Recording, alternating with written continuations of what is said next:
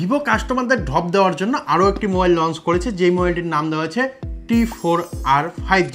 এই মোবাইলটি কিন্তু কিছুদিন আগেই লঞ্চ করেছে ভিভো। এই মোবাইলটির মধ্যে তারা নাকি এত ভালো ভালো ফিচার্স দিয়েছে যা অন্য কোনো কোম্পানি দিতে পারে না। কি দিয়েছে সেটা বক্সের মধ্যেই রয়েছে, বক্স না খুললে তো দেখতে পারবো না, তাই আগে বক্স খুলবো, তার সঙ্গে সঙ্গে সমস্ত তথ্য তোমাদের জানাবো। তোমরা যারা যারা এই মোবাইলটি কিনতে চাচ্ছ তাদেরকে আমি সবার প্রথমেই ওয়ার্নিং দিয়ে দেবো, যতক্ষণ পর্যন্ত না ভিডিওটি শেষ হচ্ছে ততক্ষণ পর্যন্ত কেউ বাই বাটনে ক্লিক করবে না। যখন হয়ে যাবে তারপরে যদি মনে হয় যে ফোনটি কেনা উচিত তাহলে অবশ্যই কিনে নেবে। তো যাই হোক, যেহেতু মোবাইলটি সবার প্রথমে আমাদের কাছে এসেছে তো এইখানে আনবক্স করে নিলাম। সিল কিন্তু অলরেডি ব্রেক রয়েছে, সেই জন্য আর সিল ব্রেকের কোনো ভিডিও দিলাম না। এইখানে রয়েছে আমাদের কাছে ফোনটি, এইরকম একটি পেপার প্যাকেজিং এর সঙ্গে আসে, এটিকে সাইডে রাখবো।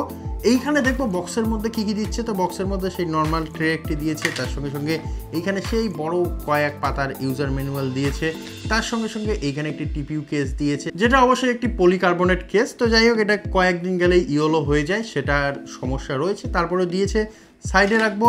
এবং বক্সের মধ্যে ভিভো এইখানে একটি চার্জার দিয়েছে, হ্যাঁ এইখানে একটি 44 ওয়াটের চার্জার দিয়েছে বা পাওয়ার অ্যাডাপ্টার দিয়েছে, যেটা টাইপ এ থেকে টাইপ সি সাপ্লাই করবে, এবং সেই জন্য এইখানে একটি ডাটা কেবল দিয়েছে।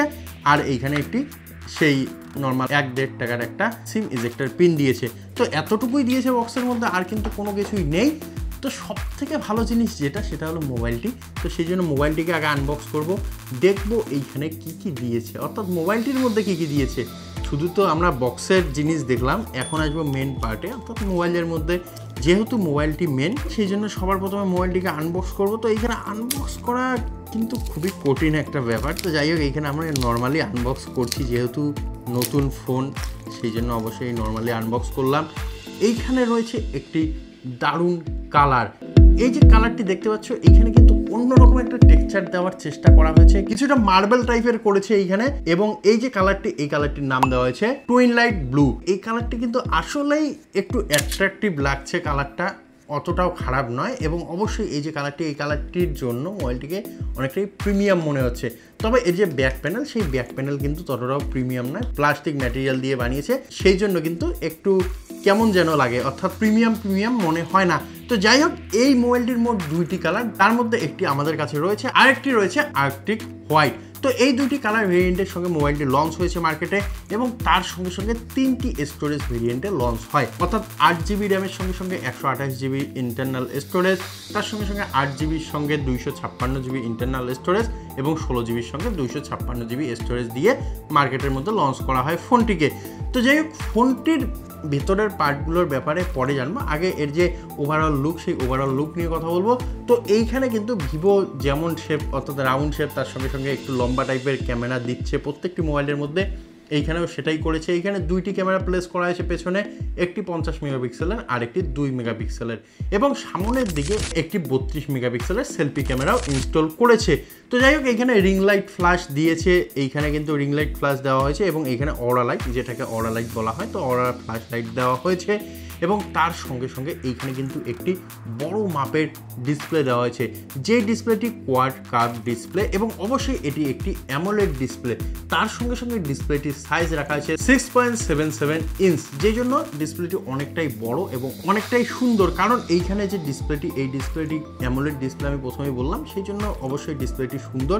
এবং তার সঙ্গে সঙ্গে এই ডিসপ্লেটি কোনো নর্মাল ডিসপ্লে নয়, কারণ এখানে 120 হার্জের হাই রিফ্রেশ রেট দেওয়া হয়েছে, এবং তার সঙ্গে সঙ্গে 1800 নিট পিক ব্রাইটনেস দেওয়া আছে, যেই জন্য ডিসপ্লেটি অনেকটাই ব্রাইট। দেখতে পাচ্ছ আমরা ডে লাইটের মধ্যে ইউজ করছি, তো তারপরেও কতটা ব্রাইট, এবং সমস্ত লেখা একদম ক্লিয়ারলি দেখা যাচ্ছে, কোনোরূপ সমস্যা হচ্ছে না। তারপরেই আসা যাক মোবাইলটির পোর্ট অ্যান্ড বাটনে। তো এইখানে মোবাইলটির আমরা যদি পোর্ট অ্যান্ড বাটন দেখি, তাহলে ডান সাইডে নর্মাল একটি পাওয়ার বাটন, উপরের দিকে ভলিউম আপ ডাউন কি, এবং একদম টপে যদি দেখি তাহলে এইখানে নয়েজ ক্যান্সেলেশন মাইক্রোফোন, তার সঙ্গে সঙ্গে স্পিকার গ্রিল দেওয়া হয়েছে।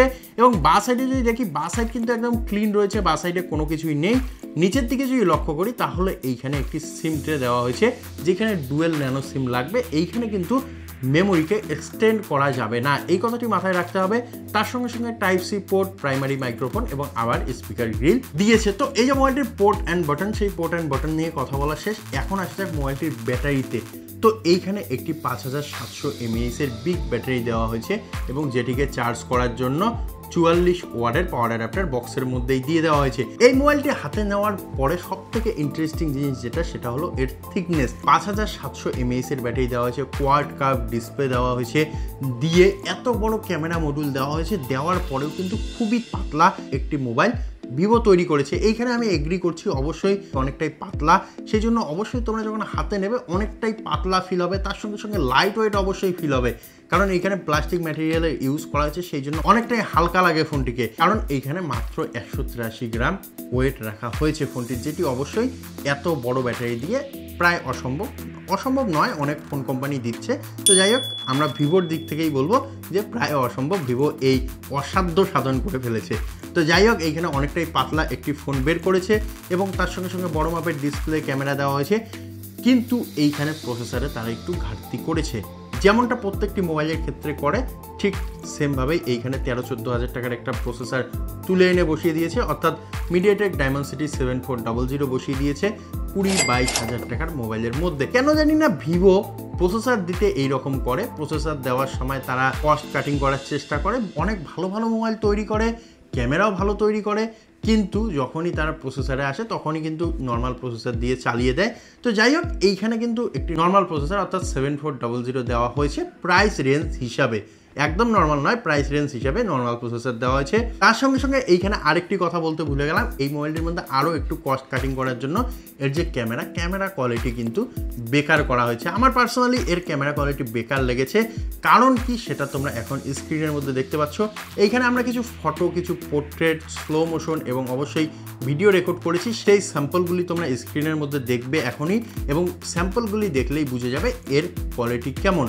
তো এইখানে এই প্রাইস রেঞ্জের মধ্যে ভালো ক্যামেরা ইউজ করতে পারতো ভিভো, যেইখানে তারা করেনি, এবং তার সঙ্গে সঙ্গে ব্যাক প্যানেলটা আর একটু উন্নত ম্যাটেরিয়ালের করতে পারতো, সেটাও করেনি, এবং অবশ্যই এখানে মেমোরি এক্সটেন্ড করা যাবে না, তার সঙ্গে সঙ্গে FM দেয়নি, NFC-র মতো কানেক্টিভিটি সাপোর্টেড নয় মোবাইলটি এই প্রাইস রেঞ্জের মধ্যে, যেটা অবশ্যই কেমন জানি লাগে যে এই প্রাইস রেঞ্জের মধ্যে NFC নেই, এটা একটু অন্যরকম লাগে। তো যাই হোক, এইখানে NFC দেয়নি, তার সঙ্গে সঙ্গে আমি বললাম যেমন FM চালাতে পারবেন না, কিন্তু এইখানে আরও কিছু জিনিস রয়েছে ভালো জিনিস, যেমন এইখানে IP68-69 এর ওয়াটার প্রুফ এবং ডাস্ট প্রুফ দেওয়া হয়েছে বা ডাস্ট রেজিস্ট্যান্ট দেওয়া হয়েছে, যেই জন্য মোবাইলটি জলের মধ্যে পড়ে গেলেও সমস্যা হবে না, এবং তার সঙ্গে সঙ্গে মোবাইলটির মধ্যে সিকিউরিটির জন্য ইন ডিসপ্লে ফিঙ্গারপ্রিন্ট সেন্সার দেওয়া হয়েছে, অ্যান্ড্রয়েড 15-এর উপর রান করবে, তার সঙ্গে সঙ্গে বাকি যত সেন্সার দরকার, জাইরোস্কোপ থেকে শুরু করে প্রক্সিমেট্রি সেন্সার, সমস্ত কিছুই মোবাইলটির মধ্যে রয়েছে, কোনো রকমের কোনো ঘাটতি করেনি। শুধুমাত্র ক্যামেরা, প্রসেসর